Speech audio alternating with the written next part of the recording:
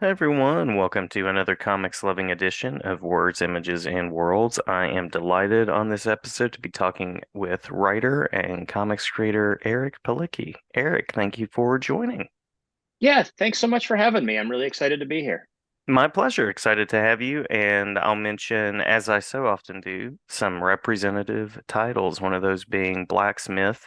That's not blacksmith, that's Black's Myth, which I really enjoy that play on words. Fake Empire, No Angel, Lower Your Sights, and Orphans being some of your other projects and contributions. Yeah, that's a pretty representative selection of the work that I've done. Fantastic, fantastic. And Lower Your Sights was an anthology, is that right? In support of Ukraine. That's correct. That's correct. That was put together by Mad Cave Studios. Yes, yeah. I always enjoy Mad Cave. They don't pay me to say that. I do. Um, so you're a person who crafts really interesting stories, and people might tend to think of comics as sort of superhero dominant or superhero only, but your stories really expand the medium, and you do interesting things, as I said. So I'm curious about what connected you with storytelling early on. Sure. For me, I think it all starts with being a kid and in the 80s, in the era before my parents could put even a video game system, never mind a smartphone or a tablet in my hands. It was all Mhm. imaginative play with my friends. Special shout out to my grade school best friend Matthew Haynes. Uh, we would we were very much into the popular toys of the era: Mhm. Transformers, GI Joe, Ninja Turtles, a little bit, Lego, and we would do a lot of imaginative play with our toys as kids, in that 6 7 8 range where we were creating stories and scenarios. And I don't think I realized it at the time, of course, being a kid, but I think looking back at it now, that's really where the first kernel of me as a storyteller Mhm. can be found. Yeah, I love that. I love that. I was a person that got to enjoy the toys, comics, animation. There was such a synergy with all of that in the 80s and 90s. So, um, definitely. That also probably informs the kinds of stories that you like to tell. So curious about how you would kind of describe that as your overall approach.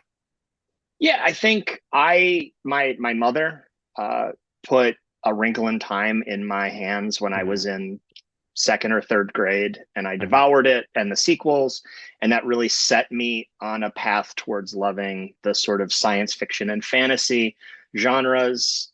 And I think that comics are a great place to tell those kinds of stories because you can get the same visuals that you do in a Star Wars movie and or you know the, the Lord of the Rings or whatever. You can get that kind of big budget action with all you need is an artist who's capable of drawing the story. Yeah, yeah. Well, several folks that have come on here have talked about that moment where, as the writer, you sort of create something, you envision it for yourself, and then you get those pages back. And it's both a beautiful moment and a surprising moment because someone else has either kind of tapped in or seen something that you didn't see. I imagine you've had that experience a lot in your career as well. Absolutely. There's nothing better than seeing an artist. And of course, I am not one. Otherwise, I would be. I would be if I could be. Uh, to see them take the baton from you and Hmm. kind of finish the race. Uh, you're part of a team when you're making a comic book, and it's great when someone brings something to the table that is just outside of your wheelhouse and your capabilities, and turns words on a page into an image that just if it surprises me, I know that the audience is going to love it. Yeah, yeah, absolutely, absolutely. Any particular collaborations that come to mind as you reflect on that? Any particularly positive experiences that you've had? Yes. So my longtime collaborator Wendell Cavalcanti, who was the illustrator on both volumes of Blacksmith, but Mhm. also drew a book that I did for Scout Comics called Atlantis Wasn't Built for Tourists. I had written this 3 panel progression of a character, kind of in the process of a transformation into a monster. uh, and he took that and he made this beautiful collage image where it starts with this like a photograph to kind of indicate a past tense, this photograph sitting on a like he did it as a series of photographs into the real world as we see this normal human as a child and then growing up and then becoming something else, this shambling monster. It's the story, to spoilers, is a unofficial sequel to Lovecraft's Shadow over Innsmouth. And Mm-hmm. so he takes that transition, if you've read the story, from human to deep one, and creates this beautiful collage that was nothing at all like I pictured, but 100 times better. Yeah, yeah. Well, I was actually going to ask a little bit about the story. So it sounds like Lovecraft is an influence, Madeline L'Engle, any other literary or comics influences? Well, I mean, comics are literary too. Any other influences that you'd like to point out? So sure, I have so Lovecraft is an influence in a very basic sense. I don't necessarily think that he was a great crafter of prose Hmm. or a particularly good human being, Hmm. but I do admire the big ideas that things that he was afraid of coming to light on the page. And it's kind of when I uh, when I evoke Lovecraft or a lot of my other influences, it's kind of trying to reclaim those ideas from the hands of problematic white men. Um, Yeah. so, Lovecraft is I think that the one person like that. In the far less problematic range, I really loved prose short story writers in my youth. I was a huge fan of Ray Bradbury and Harlan Mm-hmm. Ellison, uh, Kurt Vonnegut, both as a short story and novelist. Those kind of uh, those writers that straddled the lines of fantasy and science fiction and horror without actually while at the same time being very difficult to categorize into one or the other. Hmm. And when they were, it was obviously much to their chagrin. Uh, but I do love the speculative nature of all those genres. Yeah, yeah. You're naming several of my favorites as well here, so that it makes sense that I would connect with your work. That makes a lot of sense. Yeah. Curious, I always like to ask about, you said that Blacksmith Volume 2 is recent, but anything that is currently in progress, upcoming, that you can talk about or hint at? I always like to give folks a space to sort of plug and mention things that you're working on. Sure, I'm working on a lot of projects that are in the process of finding a home, and there are things going on behind the scenes that I can't exactly talk about. The newest project is another one of those Lovecraft evocative stories. um, and it's if you are a reader of Blacksmith and you liked what Blacksmith was, this is, I think, a spiritual sequel to that story. Hmm. As an editor, which I do a lot of moonlighting as an editor as well as a writer, I just finished edits on a horror anthology that my friend Evan Carruthers, Woven Press, Hmm. put together. It's called Mixology Noir. He wrote a series of single issue length, about 30 pages a piece, stories that combine horror with his other big passion, which is cocktails. So each story kind of evokes in some way a cocktail. The first volume was funded on Kickstarter and was very successful.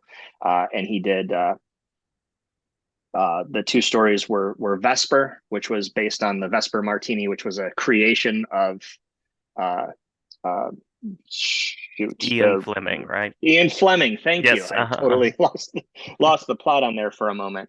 Uh, and then the second round, he's doing Paloma and Manhattan.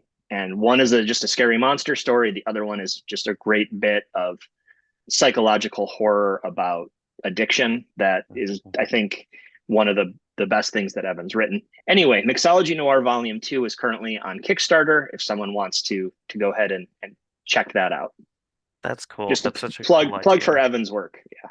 Absolutely, absolutely. And um, I know that as a writer, you bring a certain sensibility to the role of editor as well. So I'm sure that that makes for a good mix on its own of creative support. Yeah, and you always want to not you don't want your voice to drown out the writer's voice when you're an editor. So it is definitely there's a little bit of a tightrope that you walk when you put on the different hats. Yeah, yeah. Well, in the age of many social media platforms, websites, things like that, I'm curious about where you would suggest readers go to follow along. You mentioned Kickstarter being one of those spaces, and then any particular convention spaces that you like to connect with. Yeah, so I am pretty active on social media, specifically Instagram, and I'm still going to call it Twitter. I will not call it X for as long as I can.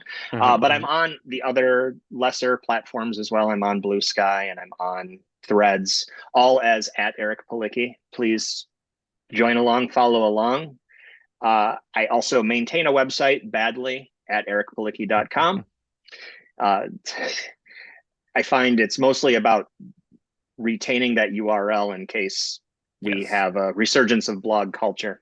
Hmm. Uh, Hmm. and As far as convention spaces, physical spaces, as a Seattleite, I do Emerald City every year. I Hmm. also try to do C2E2 in Chicago and then New York Comic Con. And then the fourth show that I'm doing this year, I'm really excited about because my sister is also going to be there as a guest. Is Comic Con Revolution, which is in Ontario, California, just outside of LA.